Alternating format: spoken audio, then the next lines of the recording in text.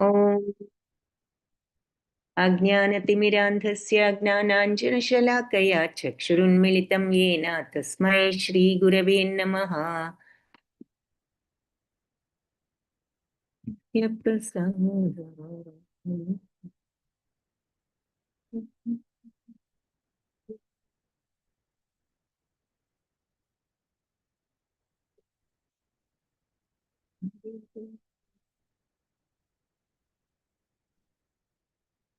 ॐ विष्णुपदाय कृष्णप्रेष्ठाय भूतले श्रीमते भक्तिवेदान्त स्वामीति नामिने नमस्ते सरस्वती देवी गौरवाणी प्रचारिणे निर्विशेष शून्यवादी पाश्चात्यादेशधारिणे हे कृष्ण करुणा सिन्धो दीनबन्धो जगत्पते गोपेश गोपिका कान्त राधा कान्त नमोऽस्तु ते तप्तकाञ्चन गौराङ्गी राधे बृन्दावनेश्वरी वृषभानुसुते देवी प्रणमामि हरिप्रिये। जय श्री कृष्ण चैतन्य प्रभु नित्यानंद श्री अद्वैत गदाधर श्रीवासादि गौर भक्त वृंद हरे कृष्ण कृष्ण कृष्ण हरे हरे हरे राम राम राम हरे हरे। हरे कृष्ण हरे कृष्ण कृष्ण कृष्ण हरे हरे हरे राम हरे राम हरे कृष्ण कृष्ण कृष्ण हरे हरे हरे राम राम हरे हरे। हरे कृष्ण हरे कृष्ण कृष्ण कृष्ण हरे हरे हरे हरे हरे राम राम हरे हरे हरे राम हरे हरे। సో 13వ అధ్యాయంలో మరి కొంతవరకు చాలా వరకు చూసాము. సో ఈ 3వ అధ్యాయం పేరే కర్మయోగం. అర్జునుడు వివరణ కోసం మళ్ళీ వివరించమని అడగడం. భగవంతుడు 2 రకాలుగా ఆత్మజ్ఞానాన్ని పొందొచ్చు. ఒకటి ఆత్మ మార్గంలో సాంఖ్యయోగంలో జ్ఞాన మార్గంలో, అలాగే పని చేస్తూనే ఆ జ్ఞానాన్ని కర్మ మార్గంలో కూడా తెచ్చుకోవచ్చు అని చెప్పారు.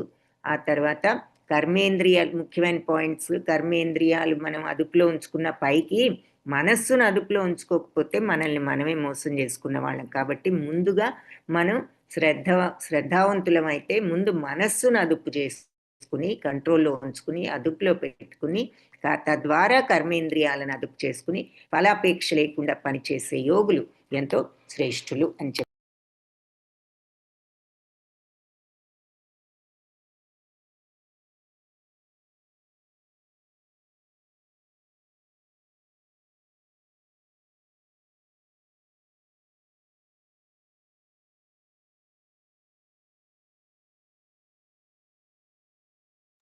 తర్వాత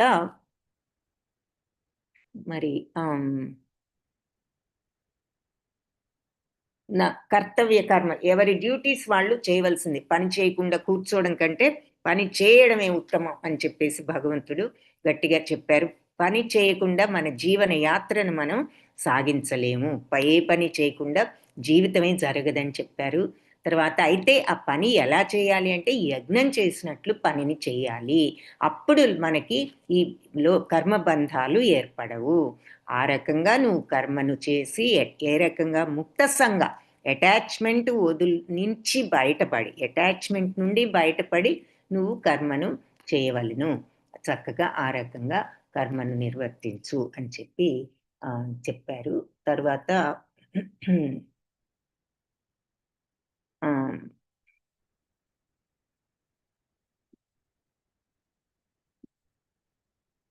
మొదట యజ్ఞంలో పెట్టిన ఆహారాన్ని మనం ఏ రకంగా నైవేద్యం ప్రసాదంగా తీసుకుంటే మరి అన్ని పాపాలు నుంచి విముక్తులవుతాం. ప్రసాదం తీసుకుంటే పుణ్యం అని తీసుకుంటాం కదా, అదే ఇక్కడ చెప్తున్నారు.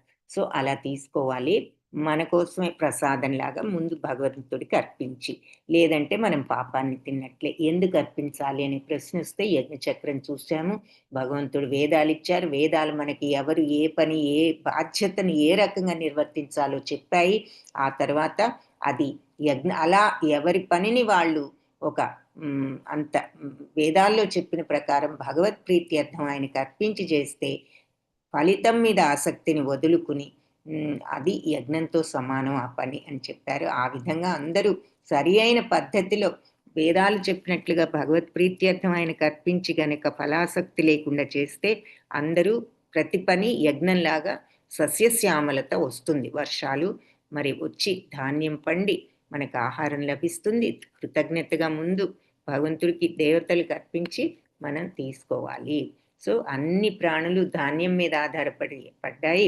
ధాన్యమేమో వర్షం వల్ల ఉత్పత్తి అవుతుంది. వర్షమేమో యజ్ఞాలు సరిగ్గా చేస్తే వర్షం కురుస్తుంది. యజ్ఞం ఎలా సరిగ్గా చేయాలి అంటే విద్యుక్త ధర్మాలు కర్తవ్యంగా భావించి మనం చేయవలను. మన కర్తవ్యాన్ని సరిగ్గా చేసినప్పుడు అదే యజ్ఞము అని చెప్తున్నారు. అయితే ఈ రకమైన మార్గంలో సాధన చేస్తూ మనం చివరికి ఎప్పుడైతే ఆత్మలోనే ఆనందాన్ని పొందుతూ ఇక మనం ఆ పరిపూర్ణ జ్ఞానంతో సంతృప్తి సంతోషం పొందిన స్టేజ్ వచ్చిన వాళ్ళకి ఇక ఏ పని చేయవలసిన అవసరం అప్పుడు ఉండదు. ఆ తర్వాత మన జీవితాన్ని ఆదర్శప్రాయంగా మలుచుకుని వేరే వాళ్ళకు కూడా ఆదర్శప్రాయంగా ఉండాలి అని భగవంతుడు చెప్తూ, ఎందుకంటే ఎవరు గొప్పవాళ్ళు ఏ పని చేస్తే అందరూ అనుసరిస్తారు కాబట్టి, వాళ్ళు ఏ స్టాండర్డ్స్ పెడితే అందరూ అనుసరిస్తారు కాబట్టి మనం కూడా ఆ రకంగా ఎదుటి వాళ్ళకి ఆదర్శప్రాయంగా ఉండేటట్లు పని చేయాలని చెప్తూ ఆయన భగవంతుడు ఏం చెప్పారు, నాకు ఏ పని చేయవలసిన అవసరం లేదు, నాకు లేనిది లేదు, కావలసినది లేదు, కానీ నా విద్యుక్త కర్మలు నేను నిర్వర్తిస్తూనే ఉన్నాను. ఎందుకు? అందరికీ కూడా మరి చూపించడానికి ఈ రకంగా చేయాలని. అయితే మామూలుగా మనం ఏమనుకుంటాం, ఏదైనా పని చేసినప్పుడు అన్నీ మనమే చేస్తున్నాం అనుకుంటాం. కానీ ఈ త్రిగుణాలు మనల్ని ఈ విధంగా తోలుబొమ్మల ఆటలు ఆడించినట్లు ఆడిస్తున్నాయి. సత్వరజ స్తమో గుణాలు, సత్వగుణం ఎల్లోలో, రజోగుణం కోరికలు కాబట్టి ఎరుపులో, తమో గుణం అజ్ఞానం కాబట్టి నలుపులో చూపిస్తున్నారు. ఈ 3 గుణాలు కూడా ప్రకృతిలో అంతా ఆవహించి ఉన్నాయి. ఈ ప్రకృతిలోకి వచ్చిన ప్రతి వాళ్ళకి కూడా ఈ 3 గుణాలు ఏర్పడతాయి. కానీ కాంబినేషను ఒకటి ఎక్కువగాను ఒకటి తక్కువగాను కానీ గుణాలు ఉంటాయి ప్రతి ఒక్కరిలో. ఆ గుణాలను అనుసరించే మన స్వభావం ఏర్పడుతుంది. స్వభావాన్ని అనుసరించి మనం పనులు చేస్తాం. కాబట్టి మనం ఏమనుకుంటున్నాం, నేను ఈ మంచి పని చేశాను అని అనుకుంటున్నాం. మనం కాదు, మనం అలవర్చుకున్న గుణం మనతో చేయిస్తుంది. అంటే ఇక్కడ పాయింట్ ఏమిటి అంటే, ఇదేమిటి మనమేగా ఏ గుణం ఉన్నా చేసేది అని మనకు కన్ఫ్యూజన్ రావచ్చు. ఇక్కడ పాయింట్ ఏంటంటే భగవంతుడు ఏ పాయింట్ అర్థం చేసుకోమంటున్నారు అంటే, ఇలాంటి గుణాలు ఉన్నాయి, ఈ గుణాలు ప్రకృతిలో ఉన్నాయి, ఇది నా మాయాశక్తి, దీని వలన మీరందరూ కూడా ఈ స్వభావం ఏర్పడింది అంటే ఈ గుణాలు మిమ్మల్ని ఆవహించి మీకు ఆ స్వభావాలు ఏర్పడ్డాయి. సో ఇదొకటి ఉంది, ఈ మాయాతత్వం ఈ భౌతిక ప్రపంచంలో ఇవి అందరికీ ఇవి ఒక స్వభావాన్ని క్రియేట్ చేస్తున్నాయి అనే విషయం చెప్పడం అనమాట. ఈ స్వభావంతో మీరు చేస్తున్నారు. మనం అదంతా తెలియకముందు ఏమనుకుంటాం, ఏదో మంచివాళ్ళు మంచి పనులు, చెడ్డవాళ్ళు చెడ్డ, అసలు అక్కడ ఒక గుణాలు ఉన్నాయి, ఈ ప్రకృతిలో ఉన్నాయి, ఇక్కడికి వచ్చిన వాళ్ళందరూ దీనికి గురి అవుతున్నారు, దీని ద్వారా స్వభావాన్ని అలవర్చుకుంటున్నారు అన్న విషయం మనకు తెలియదు కదా, మనమే చేస్తున్నాం అనుకుంటాం. సో అది ఇక్కడ చెప్తున్నారనమాట, ఈ గుణాలు అనేవి ఉన్నాయి. ఇక అహంకారంతో మనమేముంటుంది, నేను చేసిందే రైట్, నాకెవరు చెప్పక్కర్లేదు, నాకు అన్నీ తెలుసు అంటే ఇలా అహంకారంతో కూడా ప్రవర్తిస్తూ ఉంటారు అని చెప్తున్నారు. సో 33rd శ్లోక వరకు ఆల్మోస్ట్ చూసాం. సో అందరూ కూడా అసూయతో చివరికి ఏం చెప్పారు భగవంతుడు, నా ఆజ్ఞ ప్రకారం కర్మలను నిర్వహిస్తూ శ్రద్ధతో ఈ ఉపదేశాన్ని అసూయారహితులు, అసూయ లేకుండా అనుసరించడం, అసూయ లేకుండా చేసేవాళ్ళు కామ్యకర్మ బంధాల నుంచి బయటపడతారు. సో కానీ అసూయతో ఈ ఉపదేశాలను వినకపోతే అనుసరింపని వాళ్ళందరూ కూడా జ్ఞానరహితులు, మూఢులు, పూర్ణత్వాన్ని పొందే యత్నంలో నాశనం చెందిన వారిగాను భావింపబడతారు అని చెప్తున్నారు. సదృశం చేష్టతే స్వస్య ప్రకృతేర్జ్ఞానవానపి ప్రకృతిం యాంతి భూతాని నిగ్రహ కిం కరిష్యతి. ఇది కూడా నిన్న చూసాం బ్రీఫ్గా. అంటే జ్ఞానవంతుడైన మనుష్యుడు సైతం తన గుణాలను అనుసరించే కర్మ చేస్తాడు. ఎందుకంటే ప్రతి ఒక్కళ్ళు ఎంత జ్ఞానవంతుడైనా గుణాన్ని బట్టే పనిచేస్తాడు. ఎందుకంటే ప్రతి ఒక్కళ్ళు కూడా ఈ త్రిగుణాల నుంచి వాళ్ళు ఒక స్వభావాన్ని పొందుతారు. ఆ స్వభావాన్ని బట్టి వాళ్ళు పనులు చేస్తారు. అలాంటి అప్పుడు ఇంకా నిగ్రహం ఏం చేయగలదు అంటున్నారనమాట. సో లౌకిక భావనలో గొప్ప విద్వాంసుడని పేరు పొందినవాడు కూడా సిద్ధాంత మాత్రం జ్ఞానంతో ఈ మాయాబంధం నుంచి విముక్తిని పొందడం అంత ఈజీ కాదు. జ్ఞానంలో పురోగతి చెందిన వారికి వారిలాగా వాళ్ళు పైకి కనిపించినా కూడా లోపల ఈ గుణాలకు వాళ్ళు లోబడి ఉంటారు. కాబట్టి అలాంటి వాళ్ళు చాలా మంది ఉన్నారు.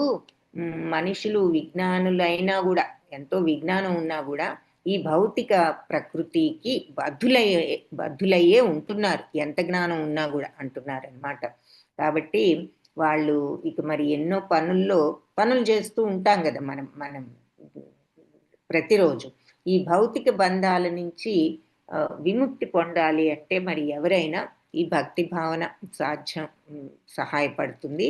కాబట్టి సంపూర్ణంగా ఎవరైతే ఆ స్టేజ్కి ఆ భక్తిభావం ఉంటే కానీ ఎవరు కూడా ఆ సంపూర్ణ భక్తిభావం వచ్చే వరకు చెప్పారు కదా, ఆత్మలోనే ఆనందాన్ని పొందుతూ ఎప్పుడూ సంతోషంగా ఉండేవాళ్ళు ఏ పనైనా చేయవలసిన అవసరం లేదు ఆ స్టేజ్ వస్తే. కానీ ఆ స్టేజ్ వచ్చే వరకు ఎవరు కూడా మన బాధ్యతల్ని వదిలిపెట్టకూడదు అని ఇక్కడ క్లారిటీ చెప్తున్నారు భాష్యంలో.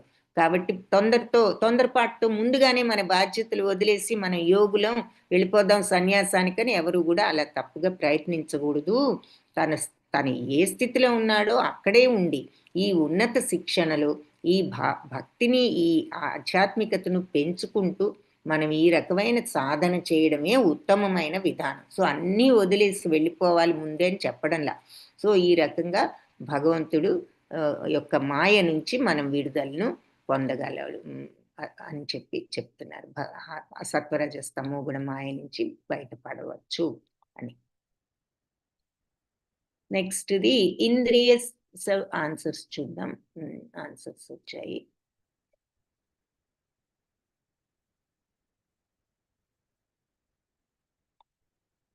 ఆన్సర్స్ ఏవి రాలేదా? ఒకే ఒక ఆన్సర్ వచ్చింది. హైమావతి మాతాజీ, భగవంతుడు నా కర్మను నేను చేయకపోతే అవాంఛిత ఫలితాల వల్ల శాంతి నశిస్తుంది కదా, గొప్ప వ్యక్తులు చేసే కర్మ లోకంలో అందరూ అనుసరిస్తారు. Okay, very good. సో అందరూ ఎవరి బాధ్యతలు వాళ్ళు నిర్వర్తించాలి, యజ్ఞంలాగా నిర్వర్తించాలి, పని చేయాలి. తర్వాత అందరికీ ఆదర్శప్రాయమైన విధంలో ఉండాలి చెప్పుకున్నాము. ఎందుకంటే అందరూ గొప్ప వాళ్ళని అనుసరిస్తారు.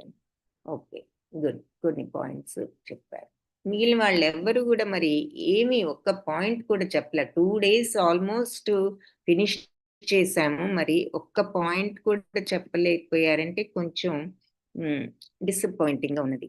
ఎందుకంటే మరి మీరు ఇంత వివరంగా మనం 2 days చూసినప్పుడు అంతకు ముందు కూడా చూసాం కొంత, ఏది బుద్ధి యోగం అని చెప్పేసి. మరి ఒకే ఒక ఆన్సర్ వచ్చింది అంటే ఇంకా వేరే వాళ్ళు ఎవరు ఒక్క పాయింట్ కూడా చెప్పలేకపోయారంటే మరి మనం క్లాస్లో ఇంత డిస్కస్ చేసుకున్నా మరి అది ఇంకా మరి కొద్దిగా డిసప్పాయింటింగ్ గానే ఉన్నది.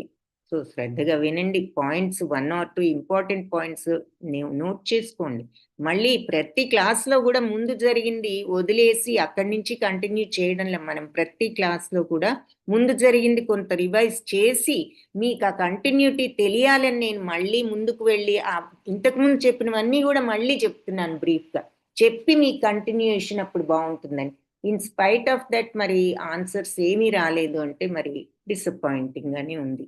సో హోప్ఫుల్లీ నెక్స్ట్ క్లాస్ నుంచి మీరు కొన్ని పాయింట్స్ అన్న నోట్ చేసుకుని మరి పాయింట్స్ మీరు కొన్ని అడిగినప్పుడు ఈ చాట్ బాక్స్లో పెట్టాలి. రోజు ఉంటుంది ఈ అడగడం.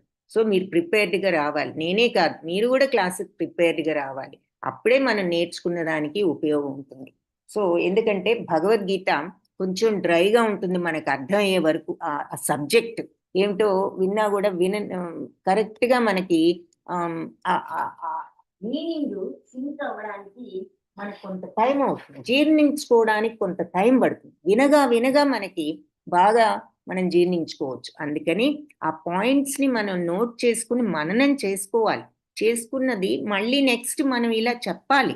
మీరు కూడా చెప్పగలిగితే, దాన్ని ఎక్స్ప్రెస్ చేయగలిగితేనే మీకు ఈ అర్థం భావం నిజంగా జీర్ణిస్తుంది. కాబట్టే ఈ ప్రశ్నలు అడగడం, మీరు ఆలోచించేటట్లు చేయాలని అనుకోవడం. మరి ఊరికినే ఒక పురాణంలాగా మనం విని వెళ్తే మళ్ళీ మనం విన్నదేది కూడా మనం పూర్తిగా జీర్ణించుకుని మనం మరి జీర్ణించుకుంటేనే మనం ఫాలో అవ్వగలం. ప్రాక్టీస్ చేయాలంటే మనకు విషయం వివరంగా అర్థం అవ్వాలి. అందుకని ఇది బెస్ట్ వే అన్నమాట.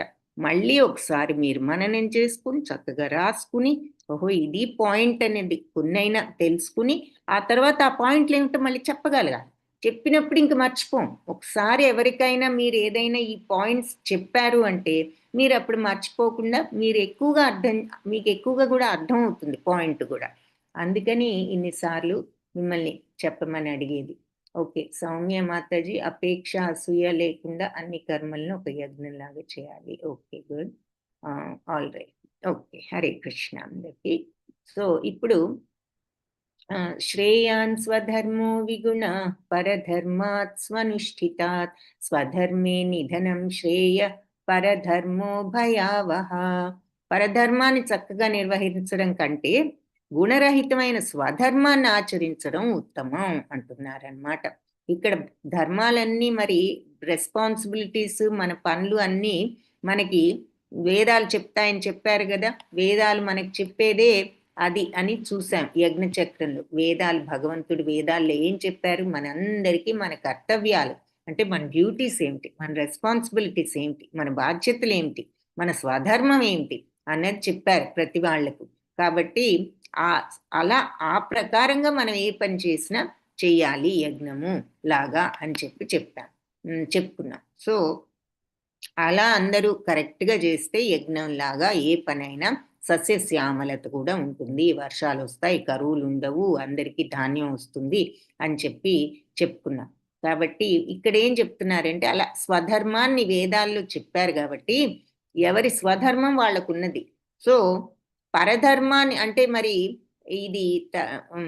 ఇది కూడా మనం చూస్తాం. ఏది స్వధర్మం అంటే ఏమిటి, మన స్వధర్మం ఏమిటి అని మనకి ఏదైనా ప్రశ్న వస్తే భగవంతుడు జనరల్గా ఈ ప్రపంచంలో మనం చేసే పనులన్నిటికీ కూడా ఆయన ఒక విభజించారు. ఏది అందరూ ఉన్నారంటే మంచివాళ్ళు, సాత్వికులు ఉంటారు. వాళ్ళు చేయగలిగింది ఏమిటంటే నలుగురికి ఉపయోగపడే జ్ఞానాన్ని బోధించడం వాళ్ళు చేయగలరు, సాత్వికులు కాబట్టి కరెక్ట్గా. తర్వాత కొంతమంది మరి అందరికీ లీడర్స్ ఉండాలి. ఏ పని చేయాలన్నా ఒక లీడర్ ఉండాలి, వాళ్ళని కాపాడేవాడు ఉండాలి, వాళ్ళని రక్షించేవాడు ఉండాలి. అలాంటి గుణాలు ఉన్న వాళ్ళు, ఆ వీరత్వం, ధీరత్వం, రజోగుణం, అది క్షత్రియులుగా వాళ్ళని విభజించారు. అలాగే మరి వైశ్యులు అంటే కొంతమంది వ్యాపారం చేసే వాళ్ళు ఉండాలి. మరి అందరికీ కావాల్సిన సామానే కావాలి అంటే ఎవరైనా అమ్మాలి, షాప్ ఉండాలి, మనం వెళ్ళి కొనుక్కోవాలి. కాబట్టి అలా వ్యాపారం చేసి తెలివితేటలు ఉన్న వాళ్ళు ఉండాలి. మరి అందరికీ పాలు, పెరుగు, కాయగూరలు కావాలంటే వ్యవసాయము, పాడి పంటలు ఇవన్నీ చేసే వాళ్ళు ఉండాలి. ఇవన్నీ వైశ్య గుణాలని చెప్పారు. అలాగే మరి పనులు చేసే వాళ్ళు ఉండాలి. ఇవన్నీ ఉన్నా అసలు పని చేయడానికి మనుషులు లేకపోతే ఎలా? సో కొందరికి సేవాభావంతో పనిచేసే మనస్తత్వం ఉంటుంది కాబట్టి వాళ్ళందరినీ శూద్ర జాతిగా ఇలా వాళ్ళ యొక్క ఇంట్రెస్ట్ని బట్టి, గుణాలను బట్టి వాళ్ళ భగవంతుడు ఈ రకంగా విభజించవచ్చు. ఇలా సత్వగుణం ఉన్నవాళ్ళు విద్య చెప్పొచ్చు, అందరికీ జ్ఞానం నేర్పొచ్చు. వీరత్వం ఉన్నవాళ్ళు అందరికీ లీడర్స్గా, రాజులుగా, క్షత్రియులుగా ఉండొచ్చు. మరి తెలివితేటలు వ్యాపారం చేయగలిగిన వాళ్ళు ఈ రకంగా వైశ్యులుగా ఉండొచ్చు. సేవలు చేయగలిగిన వాళ్ళు ఈ రకంగా శూద్రులు సేవలు చేయొచ్చు. ఇలా ఎవరి స్వభావాన్ని అనుసరించి వాళ్ళ పని చేయొచ్చు అని చెప్పారు. సో స్వభావాన్ని గుణాలని బట్టి ఈ డివిజన్ జరిగింది కానీ పుట్టుకతో కాదు. మనమేమనుకుంటాం బ్రాహ్మణ కుటుంబంలో పుడితే ఎవరైనా బ్రాహ్మణులే, కానీ అసలు ఎలా ఉండాలి అంటే ఈ తత్వం ఈ విభజన కానీ బేసిక్గా ఆ బ్రాహ్మణ కుటుంబంలో పుట్టిన వాళ్ళకి చదువులు చెప్పడం మీద ఇంట్రెస్ట్ ఉండకపోవచ్చు, వ్యాపారం మీద ఇంట్రెస్ట్ ఉండొచ్చు. అలాగే వ్యాపారం వైశ్య కుటుంబంలో పుట్టిన వాళ్ళకి దాని మీద లేకపోవచ్చు, వాళ్ళకి చదువుకుని ఏ కాలేజీలోనూ టీచ్ చేయాలనే ఇంట్రెస్ట్ ఉండొచ్చు. అయితే ఫ్యామిలీ ఏముంటుంది, ఇదేమిటి మనకి ఇంత పెద్ద బిజినెస్ ఉంది, మనం ఈ బిజినెస్ కమ్యూనిటీల వాళ్ళం, మనం బిజినెస్సే చేయాలి అంటారు. కానీ పుట్టుక ద్వారా కాదు, వాళ్ళ స్వభావాన్ని బట్టి చేయాలి. అలాంటప్పుడు బలవంతం చేసి వాళ్ళని బిజినెస్లో పెట్టినా వాళ్ళ బిజినెస్లో రాణించకపోవచ్చు, చేయాలని ఆసక్తి లేక సరిగ్గా చేయకపోవచ్చు. అందుకని ఎవరికి వాళ్ళు అలవర్చుకున్న గుణాలను బట్టి వాళ్ళకి ఏది ఇంట్రెస్ట్ ఉంటుందో వాళ్ళ వృత్తి అది, అంతేగాని కులాన్ని బట్టి పుట్టుకని బట్టి కాదు అని భగవంతుడు చెప్తారు. అందుకే ఇక్కడ దీని అర్థం ఏమిటంటే పరధర్మాన్ని చక్కగా నిర్వహించడం కంటే గుణరహితమైన స్వధర్మాన్ని ఆచరించడం ఉత్తమం అంటున్నారు. అంటే వేరే వాళ్ళ డ్యూటీస్ని తీసుకుని మనం చేసిన దానికన్నా మన డ్యూటీని మనం సగం చేసినా అదే బెటరు. పరధర్మ పాలన హానికరం కాబట్టి దానిని పాటించడం కంటే స్వధర్మ పాలనలో మనం ఒక రకంగా నాశనమైన మంచిదే, కానీ ఎవరికి స్వధర్మాన్ని వాళ్ళు చేయాలి అంటున్నారు. దీనికి ఎగ్జాంపుల్ మనం ఇప్పుడు చెప్పుకున్నట్లే, ఏది ఈజీ ఎగ్జాంపుల్స్. వ్యవసాయం ఫ్యామిలీలో పుట్టిన చదువు మీద ఉన్నప్పుడు కాదు నువ్వు వ్యవసాయమే చేయాలి ఆర్ వ్యాపారమే చేయాలి అని పెట్టారనుకోండి, అప్పుడు మరి అతనికి ఇంట్రెస్ట్ లేనప్పుడు ఏం చేస్తాం, ఆ వ్యాపారం కూడా సరిగ్గా చేయలేదు. అలాగే ఈ వ్యవసాయస్తుల కుటుంబంలో ఉన్న చాలామంది చదువుకుంటున్నాం మనం ఈ రోజుల్లో. కొంతమందికి నాకు చదువు, నేను ఒక డివోటీని చూశాను, అక్కడ మాతాజీ చెప్తున్నారు, మా తమ్ముడు, నేను ఎంటెక్ చదువుకున్నాను, మా తమ్ముడు ఎంటెక్ చదవమని మా ఇంట్లో అందరూ ఫోర్స్ చేస్తే అతను నాకు వ్యవసాయం మీదే ఇంట్రెస్ట్ అన్నా కూడా వినకుండా బలవంతంగా పంపించితే సరే వెళ్ళాడు, ఏదో పూర్తి చేశాడు, కానీ అతను మళ్ళీ తిరిగి వచ్చి ఆ వ్యవసాయమే ఎంతో అద్భుతంగా చేసుకుంటున్నాడు. సో అట్లా ఎవరి ఇంట్రెస్ట్ని బట్టి వాళ్ళు అది వాళ్ళ యొక్క గుణాలను బట్టి వాళ్ళ స్వధర్మం ఆధారపడి ఉంటుంది. అందుకని మనకి మన యొక్క పరధర్మాన్ని ఫాలో అవటం కంటే, అంటే మనకి ఇంట్రెస్ట్ లేని వైపు మన గుణానికి సూటుగాని పని చేయడం కంటే మన స్వభావాన్ని అనుసరించిన పని మనకి బెటరు అని భగవంతుడు కూడా చెప్తున్నారు. అలాగే ఇంకొక ఎగ్జాంపుల్స్ ఇక్కడ చెప్తున్నారు. మరి విశ్వామిత్రుడు ముందు క్షత్రుడైన తర్వాత బ్రాహ్మణుడిగా అయ్యాడు. మరి పరశురాముడు ఉన్నాడంటే బ్రాహ్మణుడై మళ్ళీ క్షత్రియుడిగా ప్రవర్తించాడు. సో వాళ్ళు ఆధ్యాత్మిక స్థితిలో ఉన్నారు కాబట్టి వాళ్ళ రకంగా చేయగలరు. కానీ భౌతిక పరిధిలో ఉన్న వాళ్ళు ఉన్న మనిషి వాళ్ళ గుణాలను అనుసరించి వాళ్ళు కర్మలు చేయాలి, పనులు చేయాలి. అయితే ఆ విధంగా చేస్తూ భక్తి భావంతో అంటే ఈ రకంగా చెయ్యాలి అని చెప్తున్నారు. సో అది ఇక్కడ ఇంకా ఎగ్జాంపుల్స్ కూడా చెప్పారు. ఏది, సత్వగుణంలో ఉండే బ్రాహ్మణుడు అహింసాపరుడు, కానీ రజోగుణంలో ఉన్న క్షత్రియుడు మరి యుద్ధం చేయడానికి అందరూ ఆమోదప్రాయమే కదా. మరి సోల్జర్ ఉన్నాడంటే వెళ్తాడు ఇంట్రెస్ట్గా ఆర్మీలోకి, అక్కడ మరి అతను చేయవలసింది ఏమిటంటే యుద్ధం వచ్చినప్పుడు యుద్ధం చేయాలి, అదేం తప్పు కాదు, ఎందుకు తన డ్యూటీయే అది సోల్జర్గా. సో అట్లా క్షత్రియుడు అయినప్పుడు మరి ఇక హింస ఇది చేయకూడదనే నియమాలు వాళ్ళకి వర్తించవు. వాళ్ళ యొక్క అంటే ఎప్పుడు పడితే అప్పుడు వెళ్ళా ఎవరినైనా చంపేయడం హింసే, కానీ యుద్ధ భూమిలో వాళ్ళు చంపవలసి వస్తే అది హింస కింద రాదు. అప్పుడు వాళ్ళు ఆ రకంగా నియమాలు అనుసరిస్తూ నశించడం అన్నది అహింసాపరుడైన బ్రాహ్మణుణ్ణి అనుకరించడం కంటే ఉత్తమం. అహింస చేయకూడదు అంటూ యుద్ధంలో మనం చంపకుండా కూర్చోవడం కంటే అక్కడ యుద్ధంలో మనం చేయవలసిన పని చేయడమే ఉత్తమం అంటున్నారన్నమాట. సో భగవంతుడు ఈ రకంగా క్లియర్గా ఈ విషయాలన్నీ కర్మ గురించి చెప్పడం, చివరికి ఎవరి స్వభావానికి తగ్గ విధమైనటువంటి కర్మను వాళ్ళు ఆచరించాలి. పరధర్మం అంటే పరుల స్వభావానికి తగ్గది మనం ఆచరించడం కంటే ఇదే బెటరు. నువ్వు కంప్లీట్ గొప్పగా సక్సెస్ఫుల్గా చేయకపోయినా నీ స్వభావాన్ని అనుసరించి నువ్వు నీ పని నీ బాధ్యత ఎన్నుకో అంటున్నారు. అర్జున ఉవాచ. సో అర్జునుడు ఇదంతా విని అంటున్నాడు, అధకేన ప్రయుక్తోయం పాపం చరతి పూరుషః అనిచ్ఛిన్నపి వార్ష్ణేయ బలాదివా నియోజితః.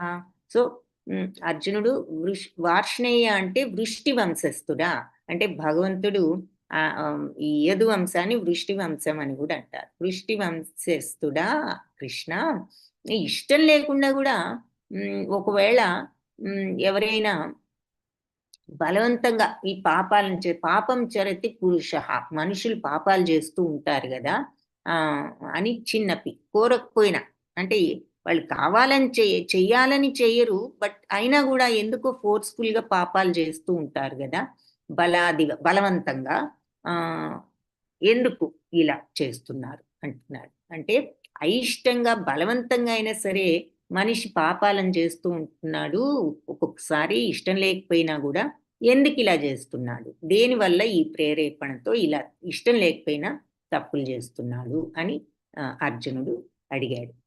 మరి నిజంగానే మనం కొన్నిసార్లు తప్పని తెలిసినా కూడా కొన్ని పనులు చేస్తూ ఉంటాం. మీరు ఒక్కసారి ఒక నిమిషం ఆలోచించితే మనకు అది అర్థం అవుతుంది. తప్పని తెలిసి కూడా మనం పనులు చేస్తూ ఉంటాం. సో అది ఎందుకు అని అడిగినప్పుడు భగవంతుడు ఏం చెప్పారు, శ్రీ భగవానువాచ. వెరీ ఇంపార్టెంట్ శ్లోకం. కామయేష క్రోధయేష రజోగుణ సముద్భవః మహాశనో మహాపాప్మా విద్యేనమిహ వైరిణం. కామయేష క్రోధయేష అంటే ఈ కామం ఈ క్రోధం రజోగుణ సముద్భవ, రజోగుణం నుంచి పుట్టిన ఈ కామము క్రోధం. కామం అంటే కోరిక, ఈ కోపం మహాశనం ఎలాంటిది, ఇది ఆ సమస్తాన్ని మింగివేయాలని అంత దురాశాపూర్వకమైంది కామం. ఎన్ని కోరికలు తీరినా ఇంకా ఏదో కావాలి కావాలి అనే ఉంటుంది, కానీ ఇక మనకు అన్నీ ఉన్నాయి తృప్తిగా ఉందామని ఎప్పుడూ అనిపించదు. అందుకనే దీన్ని మహాశనం అంటే ఇక్కడ శని అంటే శని అని కాదు, అంటే చాలా దురాశాపూర్వకమైనది అని, సర్వాన్ని మింగివేయాలన్నంత దురాశ, అన్నీ కావాలనే దురాశ. మహాపాప్మ అంటే మహాపాపాత్మకరమైనది. విద్ధి తెలుసుకో, ఇహ ఈ ప్రపంచంలో నా వైరిణం, ఇంతకంటే గొప్ప శత్రువే లేదు అంటున్నారు. ఏది కామం కంటే. సో అర్జున, అన్నీ తెలిసి కూడా ఇష్టం లేకుండా బలవంతంగా మనిషి ఎందుకు తప్పులు చేస్తున్నావు అని అడిగాడు అర్జునుడు. దానికి భగవంతుడు అంటున్నారు ఎందుకు చేస్తున్నాడు అంటే, రజోగుణం వల్ల పుట్టిన ఈ కామము తర్వాత ఈ క్రోధము అదే దానికి కారణము. అది ఈ ప్రపంచానికి సర్వాన్ని కబళించే పాపభూయిష్ట శత్రువు ఈ కామం అంటున్నారు. సో రజోగుణం వల్ల ఉద్భవించి తర్వాత క్రోధంగా పరిణమిస్తుంది. ఆ కామమే దీనికి కారణం. సో కామం కలిగినప్పుడల్లా వెంటనే ఒకలాంటి క్రోధము ఇవన్నీ కూడా కలుగుతాయి. కాబట్టి కారణం ఏమిటి, తెలిసి కూడా ఎందుకు తప్పులు చేస్తున్నాం, కామం వల్ల. ఫర్ ఎగ్జాంపుల్ ఏమిటి, మనం కారు కొనుక్కోవాలని విపరీతంగా కోరికగా ఉంది, మన జీతమా సరిపోదు, జీతంతో పెట్టుకుంటే 3 ఏళ్ళు పడుతుందో 5 ఏళ్ళు పడుతుందో కారు కొనుక్కోవడానికి. లంచం తీసుకున్నామంటే ఇవాళ రేపో లేదా ఇంకో నెలలోనో కొనేసుకోవచ్చు. అందుకని తెలుసు అది తప్పని, అయినా కూడా తీసుకుంటున్నాం. ఎందుకు, ఆ కోరిక తీర్చుకోవడానికి కోసం. సో తెలిసి కూడా ఇలా తప్పులు చేస్తున్నాము దేనికి అంటే ఈ కోరిక విపరీతాల వల్లనే అని భగవంతుడు క్లియర్గా చెప్తున్నారన్నమాట. సో ఇక్కడ అందుకని తెలిసి కూడా ఇక్కడ మనకి ఇది వెరీ ఇంపార్టెంట్ స్లైడ్. మీ ఫోటో కూడా తీసుకోవాలంటే తీసుకోవచ్చు. ఈ భగవంతుడిని మనం చేరుకోవాలి అంటే మరి చివరికి ఇంకొక చోట కూడా ఉంటుందిలే, అక్కడ ఇంకా క్లియర్గా ఉంటుంది. పైన భగవంతుడు ఉంటారు. మరి మనం ఈ జలసి, కామం, మరి యాంగర్, క్రోధం, ఇగ్నరెన్స్, అజ్ఞానం, ఫాల్స్ ప్రెస్టీజ్, అహంకారం, గ్రీడ్, లోభం, ప్రైడ్, గర్వం, అటాచ్మెంట్, రాగద్వేషాలు, ఇవన్నీ మెట్లన్నీ దాటితే గాని మనం ఒక గురువు దగ్గర ఆదేశాలు తీసుకుని నేర్చుకోవడానికి కూడా అర్హులం కాదు. అట్లా ఇవన్నీ వదులుకున్న గురువు దగ్గర మనం ఆదేశాలు తీసుకుని ఆ తర్వాత మనం ఈ రకంగా ఈ భక్తి మార్గంలోకి వెళ్ళాలి అని చెప్తున్నారు. అటెండెన్స్ పెడతాను, ఒక్క నిమిషం.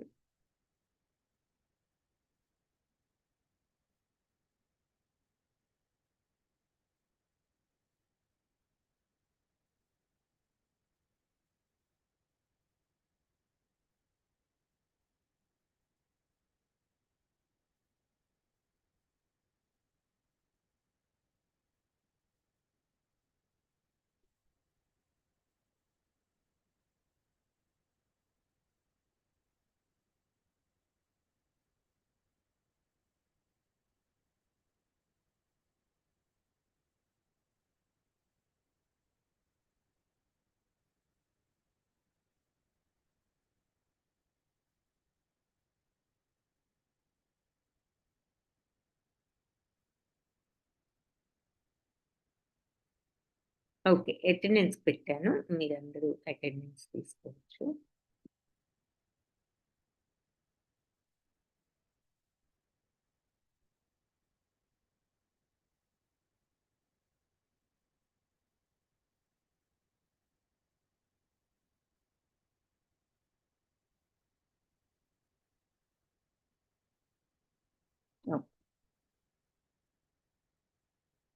సో అందుకని కామము దానివల్ల వచ్చే క్రోధమే.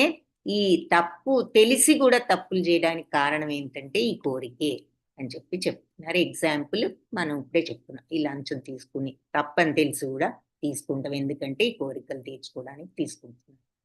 ధూమేన వ్రియతే వహ్నిర్న్యథాదర్శో మలేన చ యథోల్బేనావృతో గర్భ తథా తేనేదమావృతం. ఇప్పుడు పొగ చేత అగ్ని, ధూళి చేత అద్దం, మావి చేత గర్భస్థ శిశువు కప్పబడ్డట్టు కామం యొక్క వివిధ దశలతో జీవుడు కప్పబడి ఉంటాడు. సో పొగ ఉన్నప్పుడు మనకి ఏ రకంగా అగ్ని కనిపించదో, అలాగే మరి మురికి ఉంటే అద్దం ఎలా కనిపించదో, అలాగే గర్భస్థ శిశువు చుట్టూ మావి ఎలా కప్పిబడి ఉంటుందో, ఈ ఆత్మజ్ఞానం మరి మన అందరిలోనూ ఉంది. సచ్చిదానంద తత్వం అని చెప్పుకున్నాం. ఈ ఆత్మతత్వమే ఆ సచ్చిదానందం, రాగద్వేషాలు లేని స్వచ్ఛమైన ప్యూర్ నేచర్ అన్నమాట ఆత్మది. ఎందుకు? భగవంతుడి యొక్క అంశ కాబట్టి. భగవంతుడిది అటువంటి స్వచ్ఛమైన తత్వం. కామ క్రోధ లోభ మోహ మదమాత్సర్యాలు ఏమీ లేని దివ్య ప్రేమ తత్వం అది. కాబట్టి ఆ తత్వం మనలో ఉండి కూడా మనకెందుకు ఈ జలసీలు కోపాలు తాపాలు కలుగుతున్నాయి అంటే ఈ కామం అనే ముసుగు మన యొక్క ఈ ఆత్మతత్వాన్ని కప్పివేసింది, ఆ జ్ఞానాన్ని కప్పివేసింది. అందుకని ఎలా పొగ ఎలా అయితే అగ్నిని కప్పివేస్తుందో, మురికి ఉంటే చక్కటి అద్దం మనకి ఏమీ చూపించకుండా మురికిగా ఉంటే ఎలా మురికి ఆ అద్దాన్ని కప్పివేసిందో, ఆ రకంగా మన జ్ఞానాన్ని ఈ కామం కప్పివేసింది, కోరిక. కాబట్టి ఎప్పుడైతే కోరికలు తగ్గించుకుంటామో వస్తామో చివరికి ఆ కోరికలు లేని స్టేజ్లో ఇంకా మనకి వెలిగిపోయే ఆత్మజ్ఞానం వ్యక్తం అవుతుంది. సో క్రమేణా తగ్గించుకుంటూ వచ్చినప్పుడు క్రమేణా మనకది కొద్ది కొద్దిగా కనిపిస్తూ వస్తుంది అన్నమాట. ఇన్ 38th శ్లోక, 39th శ్లోక. ఆవృతం జ్ఞానమేతేన జ్ఞానినో నిత్యవైరిణ కామరూపేణ కౌంతేయ దుష్పూరేణ నలేన చ. ఈ విధంగా జ్ఞానవంతుడైన జీవుడు శుద్ధ చైతన్యంలో ఎన్నడూ తృప్తి చెందనిది, అగ్నివలే దహించేది అయిన కామం అనే నిత్య వైరితో ఆవహించబడి ఉంటాడు. సో మనకి ఈ అద్దాన్ని మురికి పట్టినట్టు, అలాగే అగ్నిని పొగ గమ్మివేసినట్టు మన యొక్క నిత్య సత్యమైన సచ్చిదానంద ఆత్మను, ఆ శుద్ధ చైతన్యాన్ని ఇది అగ్నిలాగా దహించే ఈ కామం కప్పివేస్తోంది, ఆవహించేస్తోంది అని మళ్ళీ చెప్తున్నారు క్లియర్గా మనకు. అంతటి శుద్ధ చైతన్యం అది. దానిని ఈ కామం ఇలా పొగ అంతా వచ్చి మరి అగ్నిని ఎలా కప్పివేస్తుందో అలా అగ్నిలాగా వెలిగే ఆ దివ్య ప్రేమ తత్వాన్ని, సచ్చిదానంద తత్వాన్ని ఈ కామం వచ్చేసి అగ్నిలాగా దహించేసి మనల్ని దహించి వేస్తుంది. కోరిక ఉంటే చూసారా, తాపంతో ఆ కోరిక తీరకపోతే మనకి మనశ్శాంతి ఉండదు, ఆందోళన, కోపం ఎన్నో వస్తూ ఉంటాయి. అది దహించి వేస్తుంది మనల్ని నిజంగా తీవ్రమైన కొందికి ఆ కోరిక. కాబట్టి అది పెద్ద నిత్యవైరి, మనకు నిత్యమైన శత్రువు అన్నమాట ఈ కామం. అలాంటి అగ్నిలాగా దహించి వేసే ఈ కోరిక మన శుద్ధ చైతన్యాన్ని ఆవహించేస్తోంది అంటున్నారు. ఇంద్రియాణి మనోబుద్ధిరస్యాధిష్టానముచ్యతే అస్యాధిష్టానముచ్యతే ఏతైర్విమోహయత్యేషా జ్ఞానమావృత్య దేహినం. సో ఇంద్రియాలు, మనస్సు, బుద్ధి, బుద్ధి అస్య ఈ కామానికి అధిష్టానం అంటే నివాస స్థానం. ఈ కామం ఎక్కడుంది? మరి కప్పివేస్తోంది ఆత్మని అంటున్నారు. ఎలా కప్పివేస్తోంది, ఎక్కడుంది అనే డౌట్ క్వశ్చన్ వస్తే ఎక్కడుందో ఎక్కడెక్కడికి ఉంటుందో చెప్తున్నారు. ఇంద్రియాల్లో ఉంటుంది, మనస్సులో ఉంటుంది, బుద్ధిలో కూడా ఉంటుంది ఈ కామం అనేది. ఏతైర్విమోహయ ఎవరైతే వీటితో అన్నిట్లో ఉండి వీటన్నిట్లో ఇది మనల్ని విమోహయతి మోహానికి గురి చేస్తున్నారు. ఏష ఈ కామం మనల్ని ఈ రకంగా మోహానికి గురి చేస్తుంది. జ్ఞానమావృత్య జ్ఞానాన్ని కప్పివేస్తోంది ఆవహించి, దేహినం ఈ జీవులలో ఉన్న ఈ జ్ఞానాన్ని కప్పివేస్తోంది. సో ఇంద్రియాల్లో, మనస్సులో, బుద్ధి ఇవన్నీ కూడా ఈ కామానికి స్థానాలు. ఇవన్నిట్లో ఉంటుంది కోరిక అనేది. వాటి ద్వారా అంటే ఈ ఇంద్రియాలు, మనసు, బుద్ధిలో ఉంటూ ఈ కామం మనిషి యొక్క నిజమైన జ్ఞానాన్ని ఆవహించేసింది, కప్పివేసి ఆ మనిషిని ఈ విధంగా మోహింపజేస్తోంది, మోహానికి గురి చేస్తోంది. సో ఈ కామానికి ఆశ్రయాలు ఏమిటి? ఎక్కడ ఉంటుంది ఈ కామం అంటే ఇంద్రియాల్లో, మనసులో, బుద్ధిలో ఉంటూ వీటి ద్వారా అది ఆ జ్ఞానాన్ని ఆవహించి మనందరినీ కూడా మోసం చేస్తోంది అంటున్నారు. కాబట్టి ఏం చెప్తున్నారంటే చివరికి ఇక్కడ తస్మాత్వం ఇంద్రియాణ్యాదౌ నియమ్య భరతర్షభ పాప్మానం ప్రజహిహ్యేనం జ్ఞాన విజ్ఞాన నాశనం. తస్మాత్ కాబట్టి ఇంద్రియాల ఆద్యౌ ఇంద్రియాలు ముందుగానే ఆదిలోనే నియమ్య కంట్రోల్ చేసుకో భరతర్షభ, భరతవంశ శ్రేష్ఠుడా. ముందు నువ్వు ఎందుకు ఈ కామం అనేది ఎక్కడెక్కడ ఉండి నిన్ను మోహానికి గురి చేస్తుందంటే ఫస్ట్ ఇంద్రియాల్లో, తర్వాత మనస్సులో, తర్వాత బుద్ధిలో. కాబట్టి ఫస్ట్ నువ్వు ఇంద్రియాల్ని కంట్రోల్ చేసుకో. కంట్రోల్ చేసుకుని ఈ పాప్మానం ప్రజహిహ్యేనం పాప చిహ్నమైన ఈ కామాన్ని నిరోధించు. ప్రజహి అంటే స్టాప్ చేయి, నిరోధించు. హీయేనం అంటే ఇది తప్పనిసరిగా నిశ్చయంగా జ్ఞాన విజ్ఞాన నాశనం. విజ్ఞానాన్ని నశించేటట్టు చేసే ఈ కామాన్ని నువ్వు తప్పనిసరిగా నిరోధించు అంటున్నారు. కాబట్టి భరతవంశ శ్రేష్ఠుడ అర్జున, ముందు ఇంద్రియ నిగ్రహం ద్వారా నువ్వు ఈ పాపానికి చిహ్నమైన ఈ కామాన్ని మొట్టమొదట్లోనే నువ్వు అదుపు చేయి. ఇంద్రియాల స్టేజ్లోనే, మనసు దాకా కూడా రానివ్వకు, అక్కడే అదుపు చేసి జ్ఞానాన్ని, ఆత్మానుభవాన్ని కూడా నాశనం చేసే ఈ కామాన్ని నువ్వు అక్కడే నశింపజేయి. ఫస్ట్లోనే నువ్వు దాన్ని ఆపేసేయి, ఇంద్రియాల లెవెల్లోనే అంటున్నారన్నమాట. అది. సో ఇలా మరి భగవన్నామ స్మరణ చేసినప్పుడు మనకు ఈ భౌతిక ప్రపంచపు కోరికల కంటే భగవంతుడి వైపు మనస్సు తిరుగుతుంది. సో ఇంద్రియాల వ్యామోహాల్ని ఆ రకంగా తగ్గించుకోవచ్చు నామస్మరణతో అని చెప్తున్నారు. సో ఇక్కడ ఈ తత్వాన్నంతా కూడా ఎలా వివరించారు అంటే మరి ఇంద్రియాలన్నిటినీ కూడా గుర్రాల్లాగా చూపించారు. అవి ఫస్ట్ స్టేజ్లో ఉంటాయన్నమాట. బాడీ ఇదంతా మన బాడీ ఇలా ఉంటుంది, ఒక బండిలాగా, గుర్రబండి అనుకోండి. ఆ గుర్రబండి చారియట్, రథం.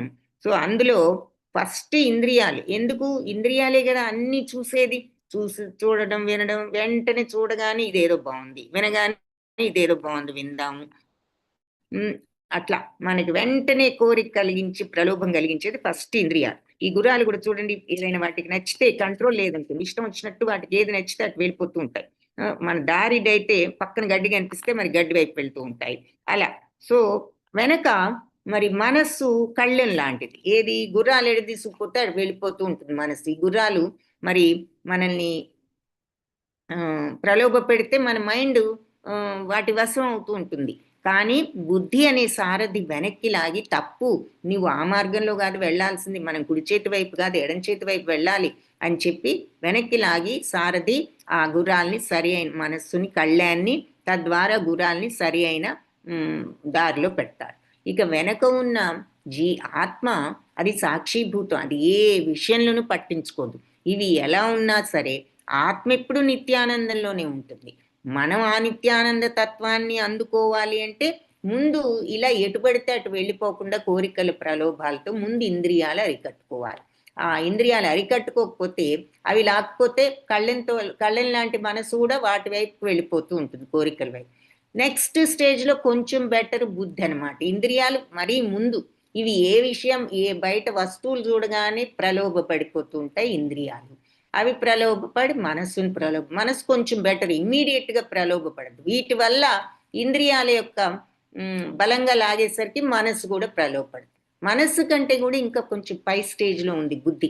అందుకని బుద్ధి ఇంకొంచెం ఆలోచించి తప్పు ఇటు వెళ్తున్నావు, ఇటు కాదు, మనం ఇటు వెళ్ళాలి అని చెప్తుంది. అది కానీ ఆ బుద్ధిని కూడా ఇవి బలంగా లాగితే కోరిక, బుద్ధి కూడా ఒక్కొక్కసారి ఇక ఏమి చేయలేక అట్టే వెళ్ళిపోతూ ఉంటుంది. సో అలా ఉంటుంది మన యొక్క ఇంద్రియ ప్రలోభం. అందుకే ఇక్కడ ఏం చూపిస్తున్నారు అంటే నెక్స్ట్, కాబట్టి నువ్వు ఇంద్రియాల లెవెల్లోనే ఆ కామాన్ని అదుపు చేసుకో అని చెప్పారు కదా. ఇంద్రియాణి పరాణ్యాహూర్ ఇంద్రియేభ్య పరం మనః మనసస్తు పరా బుద్ధిర్ యో బుద్ధి పరతస్తు సహ. కాబట్టి బయట మనకు కనిపించే ఈ వస్తువులు జడ పదార్థాలు కదా, ఇవన్నీ థింగ్స్, ఆబ్జెక్ట్స్ చూస్తున్నాం. ఓ చీర చూస్తాం, ఒక నగ చూస్తాం, ఒక ఫోన్ చూస్తాం. ఇవన్నీ ఏం చేస్తున్నాయి మన ఇంద్రియాలు? ఇవన్నీ చూడటం, వెంటనే అవి ఎఫెక్ట్ అయిపోవడం కోరికతో. సో ఈ జడ పదార్థాలే కదా ఇవన్నీ. మరి లైఫ్ లేని పదార్థాలు కనిపిస్తున్నాయి. ఈ జడ పదార్థాల కంటే ఇంద్రియాలు కొంచెం బెటర్.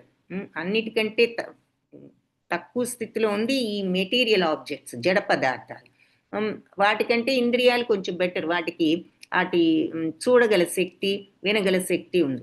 ఇంద్రియాల కంటే కూడా మనస్సు ఇంకా ఉత్తమం. మనం ఇంద్రియాలు చూసి వెంటనే ఎఫెక్ట్ అవుతాయి, ప్రలోభపడతాయి. కానీ మనస్సు వెంటనే అవ్వదు. ఇంద్రియాలు ప్రలోభపడి మనస్సు దగ్గరికి వచ్చి చెప్తాయి, ఇదేదో బాగుంది చూడు, ఇది కొనుక్కుంటే నీకు బాగుంటుందేమో, కొనుక్కో అని చెప్తుంది. సో మనస్సు కొంచెం బెటర్, ఇమ్మీడియట్గా జడ పదార్థాలను చూసి ఎఫెక్ట్ అవ్వదు. ఇంద్రియాలు వచ్చి చెప్పబట్టి అది కూడా ఎఫెక్ట్ అవుతుంది. సో కొంచెం బెటర్ మనస్సు ఇంద్రియాల కంటే. ఇమ్మీడియట్ రియాక్షన్, ఇంద్రియాలంత ఇమ్మీడియట్ రియాక్షన్ ఉండదు. కాబట్టి మనస్సు కంటే బుద్ధి ఇంకా ఉత్తమం. బుద్ధి మనసు ప్రలోభపడ్డ బుద్ధికి వెంటనే తెలిసి, అరేరే మనం ఈ కోరిక వైపు వెళ్ళామంటే మన దగ్గర ఉన్నదంతా దీనికే ఖర్చు అయిపోతుంది, అసలు మనకు కావాల్సిన వస్తువు అక్కడుంది, దాన్ని కొనడానికి మన దగ్గర ఏమి మిగలదు, అది మనకి నిజంగా అవసరం, ఈ మోజులో పడి ఇది కొన్నామంటే అది కొనడానికి డబ్బులు లేవు అని బుద్ధి చెప్తుంది. సో బుద్ధి ఇంకొంచెం ఉత్తమం. కానీ ఈ బుద్ధి కూడా చివరికి ఒక్కొక్కసారి ఈ ప్రలోభానికి గురి అయ్యే ఆస్కారం ఉంది. బుద్ధి కంటే కూడా అందుకే ఆత్మ ఉత్తమం అని చెప్తున్నారు. సో ఆత్మ ఎప్పుడు కూడా అది ఆ ఉన్నత స్థితిలోనే ఉంటుంది. ఎప్పుడు ఈ భౌతిక ప్రలోభాలలో ఆత్మ ఉండదు. కాబట్టి అందుకని ఈ ఇంద్రియ భోగ వస్తువులు అన్నిటికంటే కింద ఉంటే వీటికంటే కొంచెం ఉత్తమం ఇంద్రియాలు, ఇంద్రియాల కంటే ఉత్తమం మనసు, మనసు కంటే బుద్ధి ఇంకొంచెం ఉత్తమం, బుద్ధి కంటే కూడా ఆత్మ ఉన్నతం అని ఇక్కడ మనకి ఆర్డర్ చెప్పారనమాట. చెప్పి నెక్స్ట్ ఏం చెప్తున్నారంటే, ఏవం బుద్ధే పరం బుద్ధ్వా సంస్థభ్యాత్మానమాత్మన జహి శత్రుం మహాబాహో కామరూపం దురాసదం. ఆ విధంగా బుద్ధి కంటే కూడా పరం బుద్ధ్వా ఉత్తమం, బుద్ధి కంటే కూడా ఉత్తమం అని బుద్ధ్వా తెలుసుకుని, సంస్థభ్య స్థిరపరచుకుని, ఆత్మానం మనస్సును స్థిరపరచుకుని, ఆత్మానం దేంతో ఈ మంచి ఉన్నతమైన బుద్ధితో నువ్వు ఆత్మను మనస్సును స్థిరపరచుకో. ఈ బుద్ధి మంచి బుద్ధితో నువ్వు ఆత్మను స్థిరపరచుకో. ఆ విచక్షణతో నువ్వు ఆత్మను మనస్సును కంట్రోల్ చేసుకో. ఇంద్రియాలు నీకు ఏదైనా ప్రలోభం, ఫస్ట్ అసలు ఇంద్రియాలను కంట్రోల్ చేసుకోవడానికి ట్రై చేయి. ఇంద్రియాలు ఏదైనా ప్రలోభపట్టినా నువ్వు మనస్సును ఈ విచక్షణ నీ మంచి బుద్ధితో నువ్వు కంట్రోల్ చేసుకో అంటున్నారు. ఎందుకు? బుద్ధి ఇంకొంచెం గొప్పది కాబట్టి నీకు మంచి చెడు చెప్తుంది. చెప్పినప్పుడు నువ్వు విని కంట్రోల్ చేసుకో నీ మనస్సును. అలా కంట్రోల్ చేసుకుని జహి శత్రుం, ఈ శత్రువును జయించు. ఏ శత్రువు? కామం అనే ఈ శత్రువు, కోరికనే ఈ శత్రువుని జయించు. మహాబాహులున్న అర్జున, కామరూపంలో ఉన్న ఈ శత్రువును జయించు. దురాసదం, ఇది దుర్జయం. ఈ కామాన్ని జయించడం అంత ఈజీ కాదు, ఇది చాలా కష్టమే. అలాంటి కామాన్ని నువ్వు ఎలా జయించాలి అంటే ఫస్ట్ ఇంద్రియాలను కంట్రోల్ చేసుకో. అది కంట్రోల్ అవ్వకపోతే బుద్ధి సహాయంతో నువ్వు మనస్సును కంట్రోల్ చేసుకో. అవి ఏమైనా చెప్పినా కూడా నువ్వు ఇది కాదు అని నువ్వు తెలుసుకో, విచక్షణతో నీ బుద్ధి సహాయంతో తెలుసుకుని ఆ రకంగా కంట్రోల్ చేసుకుని ఈ జయించడానికి ఎంతో కష్టమైన ఈ కామాన్ని నువ్వు ఆ రకంగా జయించు. సో కామాన్ని జయించడం కష్టం, కరెక్టే, భగవంతుడు చెప్తున్నారు. కానీ ఎలా జయించాలి అంటే ఫస్ట్ ఇంద్రియాలను కంట్రోల్ చేసుకో. అది చేత కాకపోతే బుద్ధిని ఉపయోగించి నీ మనస్సును కంట్రోల్ చేసుకో. గొప్ప బాహువులున్న అర్జున, ఈ రకంగా నువ్వు ఇంద్రియ మనోబుద్ధులకు పరమైనది ఆత్మ. అసలు మనం ఈ ఇంద్రియాలు కాదు, మనస్సు కాదు, ఈ బుద్ధి కూడా కాదు, మన ఆత్మ అంత శుద్ధం అనేది తెలుసుకుని నువ్వు ఆ ఆత్మ ఆధ్యాత్మిక బుద్ధితో మనస్సును స్థిరపరచుకుని ఆ రకంగా ఆధ్యాత్మిక బలంతో ఈ కామం అనే దుర్జయమైన శత్రువును జయించాలి అని చెప్తున్నారు. అది సంస్థభ్యాత్మానమాత్మానం అంటే ఇది ఆత్మ బుద్ధితో తెలుసుకుని ఈ ఆత్మ ఉత్తమమైందని తెలుసుకుని మనస్సును ఆ రకంగా స్థిరపరచుకో అని చెప్పి, ఎలా అంటే అత్యున్నతమైన నీ విచక్షణతో బుద్ధితో నువ్వు నీ ఆత్మను స్థిరపరచుకో. అది లాస్ట్లో ఈ కర్మయోగంలో చెప్పిన లాస్ట్ది.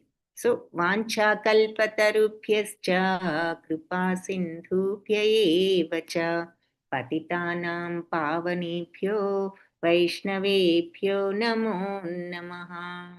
సో ఇది 3rd చాప్టర్ మనం ఇంతటితో కంప్లీట్ చేశాము. అటెండెన్స్ మరి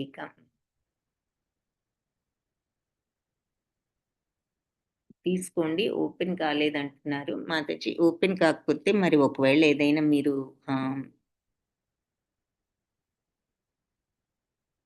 ఎందులో అయినా గూగుల్ అకౌంట్ సైనింగో లేదంటే అట్లా ఒక్కొక్కసారి అటువంటివి ఏవైనా మీకు ఓపెన్ కాకుండా కనిపించకుండా చేస్తూ ఉంటాయి.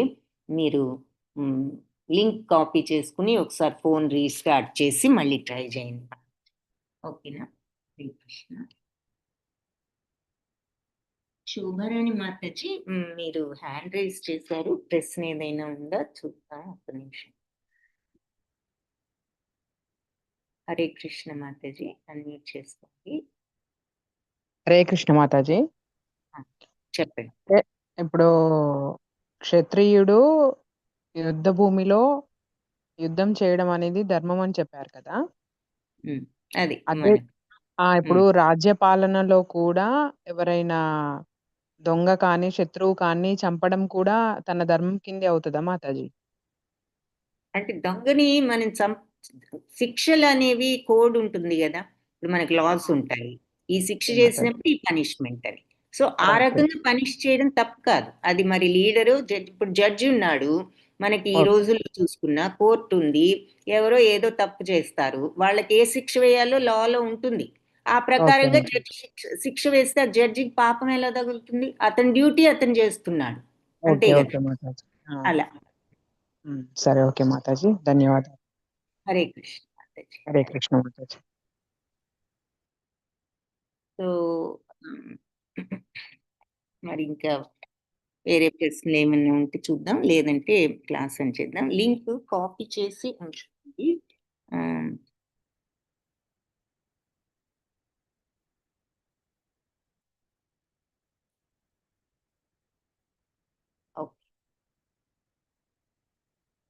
సౌమ్య భవానీ మాతాజీ, హరే కృష్ణ మాతాజీ, అన్మ్యూట్ చేసుకోండి. హరే కృష్ణ మాతాజీ, చిన్న రిక్వెస్ట్ మాతాజీ, మీరు ఇప్పుడు చెప్పింది రికార్డ్ అవుతుంది కదా మాతాజీ? అవుతుంది మాతాజీ. అది మళ్ళీ పెడతారా ఇంకొకసారి వింటే? మీరే పెట్టుకోవచ్చు మాతాజీ. మీరు గ్రూప్ లో లేరా? గ్రూప్ లో ఉంటే రోజు పోస్ట్ చేస్తారు, మీకు క్లాస్ జరుగుతుండగానే యూజువల్లీ చేసేస్తారు. టుడేస్ క్లాస్ ఇన్ యూట్యూబ్ అని. మీరు చూసుకోవడం లేదేమో యూట్యూబ్. మీరు అన్నీ మీకు ఆ గ్రూప్లోనే ఇన్ఫర్మేషన్ అంతా ఉంటుంది. క్లాస్ లింక్ ఉంటుంది, క్లాస్ స్టార్ట్ అయిందనే మెసేజ్ ఉంటుంది, ఆ తర్వాత టుడేస్ క్లాస్ ఇన్ యూట్యూబ్ అనే ఆ యూట్యూబ్ లింక్ ఉంటుంది, అన్నీ ఉంటాయి. మీరు ఇప్పుడే వెళ్ళి గ్రూప్లో చూసుకోండి, మీకు లింక్ కనిపిస్తుంది.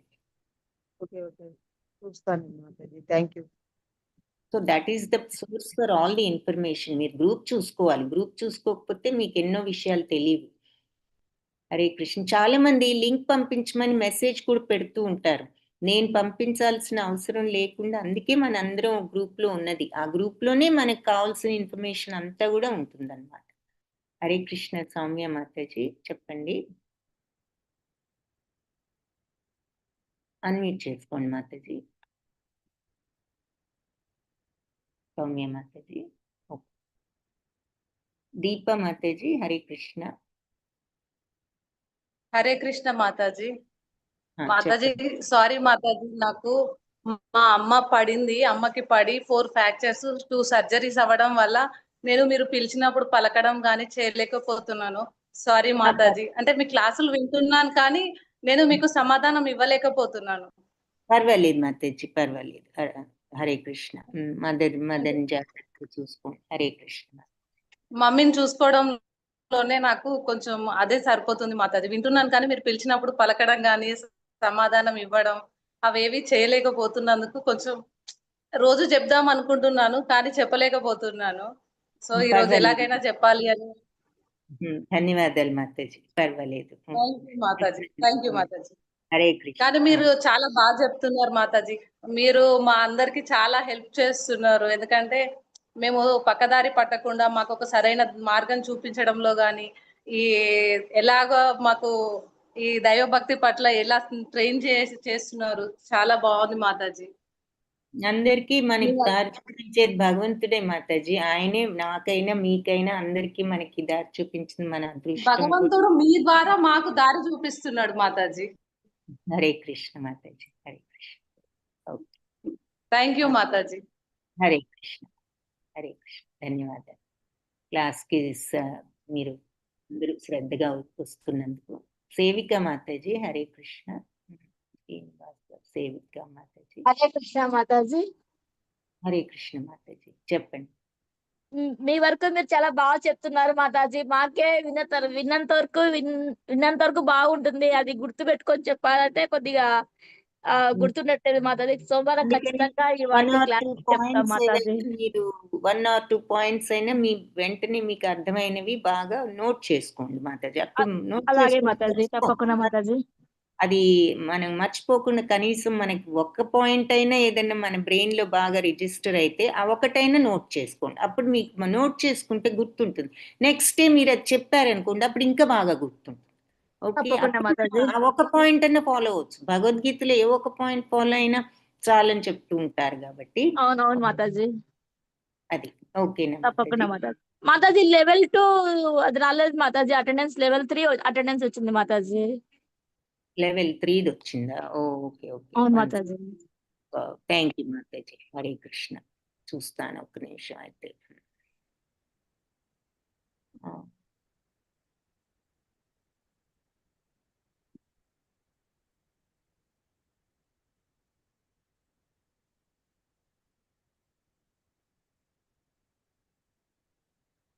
ఓకే. మాతాజీని పంపించమని అడిగాను. ఒక్క నిమిషం. ఓకే. నెక్స్ట్ వకుల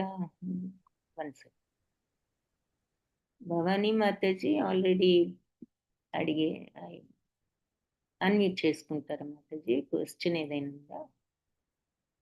సౌమ్య మాతాజీ మీరు ఆల్రెడీ అడిగారు కదా. అవును మాతాజీ, అది అటెండెన్స్ గురించే మాట్లాడాను అంతే మాతాజీ. ఓకే మాతాజీ. అది wrong, I think actually wrong ఇచ్చినట్లున్నామేమో, అది కరెక్ట్ చేద్దాము. ఓకే. హరే కృష్ణ. బకులాదేవి మాతాజీ మీరు కూడా క్వశ్చన్ అడిగారా లేదా మాతాజీ? ఇంకా హరే కృష్ణ మాతాజీ. హరే హరే కృష్ణ కృష్ణ మాతాజీ. చెప్పండి. మాతాజీ సెకండ్ అధ్యాయం హరే స్టార్ట్ మీరు ఇవాళ చాలా బాగా చెప్పారు. అంటే రోజు చెప్తున్నారు కానీ మేము పికప్ అవలేకపోతున్నాం మాతాజీ. మీరు అధ్యాయం స్టార్ట్ చేసినప్పుడు 1 to 20 శ్లోకాస్ చెప్పేశారండి. చాలా కన్ఫ్యూజన్ అయిపోయినట్టు అయిపోయింది మాతాజీ. అంటే వింటున్నాం కానీ అది మైండ్ కి సెట్ అవ్వట్లేదు మాత. ఇలా ఇవాళ 5-6 శ్లోకాలు లేకపోతే 10 శ్లోకాస్ చెప్పిన రోజు దానికి బాగుంటదేమో అనుకుని నా అభిప్రాయం మాతాజీ. అలాగే మేము స్పీడ్ గా టైప్ చేయలేకపోతున్నాం మాతాజీ. మీరు చెప్తున్నారు కానీ మేము టైప్ చేయడానికి అందుకే అంత అన్ని రావట్లేదు టైప్ చేయలేదు. కరెక్టే మాతాజీ, అన్ని టైప్ అందుకని చేయలేదు. మీరు ఇలా ఓరల్ గా అడిగితే మేము ఏమైనా చెప్పగలమేమో మాతాజీ మీ క్వశ్చన్స్ ఆన్సర్స్, కానీ ఇలా టైప్ చేయడం కొద్దిగా టైం పడుతుంది, ప్లస్ కొద్ది స్ట్రెయిన్ అవుతున్నట్టు అయిపోతుంది మాతాజీ. మీరు చెప్పేది మేము పికప్ చేసుకోవట్లేదేమో, ఈ టైపింగ్ లో టైం వేస్ట్ అవుతున్నామో అన్న ఉద్దేశం కూడా నాకు ఉంది మాతాజీ. క్షమించి టైం మాతాజీ. వేస్ట్ అనేది ఎప్పుడు అవ్వదు. అయితే ఏంటంటే మీరు ఫస్ట్ థింగ్ చేయవలసింది ఏంటంటే, మీరు విన్నప్పుడు మీకు ఏదైనా ఒక పాయింట్ బుర్రలోకి సింక్ అయిన పాయింట్ ని మీరు ముందు నోట్ చేసుకోండి మాతాజీ, క్లాస్ వినేటప్పుడే. ఓకే, Yes, మాతాజీ. యూజువలీ క్లాస్ వినేటప్పుడు నేను క్వశ్చన్స్ వేయను ఎక్స్ప్లెయిన్ చేసేటప్పుడు. నెక్స్ట్ డే నార్మల్గా ముందు రోజు చెప్పిన విషయాలు ఏమైనా గుర్తున్నవి చెప్పమని అడుగుతున్నాను కాబట్టి అలా అడుగుతాను. అప్పుడు మీరు ఆ ముందు రోజు ఒక పాయింట్ మీకు గుర్తున్నా మీరు అది టైప్ చేయడానికి ట్రై చేయండి. దానికి అందుకే టైం ఇస్తాను కదా, నేను 4-5 శ్లోకాస్ అయిన తర్వాతే వెయిట్ చేసి అప్పుడు చూస్తాను. సో నేను వచ్చిన వెంటనే మీరు యాక్చువల్లీ నేను క్లాస్కి రాగానే మీరు టైప్ చేయొచ్చు, అసలు అడగక ముందు కూడా కావాలంటే. మాతాజీ ఇది ఎందుకంటే బాగుంది. రోజు అడిగే ప్రశ్నే కాబట్టి ముందు రోజు క్లాస్లో మీరేమి మీకు గుర్తున్న విషయాలు మీరు నోట్ చేసుకో, దాంట్లో టైప్ చేసేయచ్చు. ఓకేనా? అదేంటంటే మనకు కూడా ఒక అండర్స్టాండింగ్ ఇస్తుంది, ఎంతవరకు చెప్పేది అవతల వాళ్ళకి అర్థమవుతుంది అన్నది. అందుకు ఆ తర్వాత మీకు కూడా అది ఎలా ఉపయోగపడుతుందంటే, ఎప్పుడైనా మనం విన్నది రాస్తే మనం if you ink it you think it అంటారు ఇంగ్లీష్లో కూడా. మనం రాస్తే మనకు మనసులో కూడా అది ఎక్కువ బాగా అర్థమవుతుంది. ఏదైనా మనం విన్నది రాసుకున్నామంటే ఎప్పుడైనా కదా, వింటే బాగానే ఆ నిమిషంలో అర్థమైనట్టు ఉండొచ్చు, తర్వాత గుర్తుండదు. కానీ మన మనసులో జీర్ణం చేసుకోవాలంటే అది రాసుకున్నాం అనుకోండి, పేపర్ మీద పెన్నుతోనో పెన్సిల్తోనో మనకి ఎక్కువ గుర్తుంటుంది. అది నెక్స్ట్ డే అది ఇంకొకళ్ళకి మళ్ళీ చెప్పామనుకోండి, అప్పుడు ఇంకా బాగా గుర్తుంటుంది. అందుకే మనం చదివిన దానికంటే కూడా ఎదుటి వాళ్ళకి చెప్పిన తర్వాత మన మనసులోకి ఎక్కువగా సింక్ అవుతుంది విషయాలు ఏదైనా. అందుకని మీకు కూడా అలా ఆపర్చునిటీ అన్నమాట. ఏది ఒక్క పాయింట్ అయినా మీకు అర్థమైంది రాసుకున్నప్పుడు, మర్నాడు ఆ ఒక్క పాయింట్ని మీరు చెప్పగలిగినప్పుడు మీకు ఇంకా ఆ పాయింట్ బాగా సింక్ అవుతుంది. అందుకు మీరు అనేది నాకు అర్థమైంది. అన్ని క్వశ్చన్స్ ఓరల్గా అడిగినా దానివల్ల ఏంటంటే మనకి ఎక్కువ టైం కూడా పడుతుంది, ఒకేసారి ఎక్కువ మంది ఆన్సర్ చేసే అవకాశం ఈ రకంగా ఉంటుంది. అందుకు ఎక్కువ చేయక్కర్లేదు, కనీసం ఉన్న విషయాన్ని క్లుప్తంగా చెప్తే సరిపోతుంది. ఓకేనా? హరే కృష్ణ మాతాజీ, ధన్యవాదాలు. హరే కృష్ణ మాతాజీ, హరే కృష్ణ. సో ఇంకా వేరే క్వశ్చన్స్ ఏమీ లేవు. సో అందుకని మరి ఈరోజు ఇంకా క్లాస్ ఎండ్ చేద్దాము. రేపు క్లాస్ ఉండదు, ఎందుకంటే రేపు సండే. మండే మళ్ళీ 4th చాప్టర్ స్టార్ట్ చేద్దాం మండే. ఓకేనా? హరే కృష్ణ. ధన్యవాదాలు.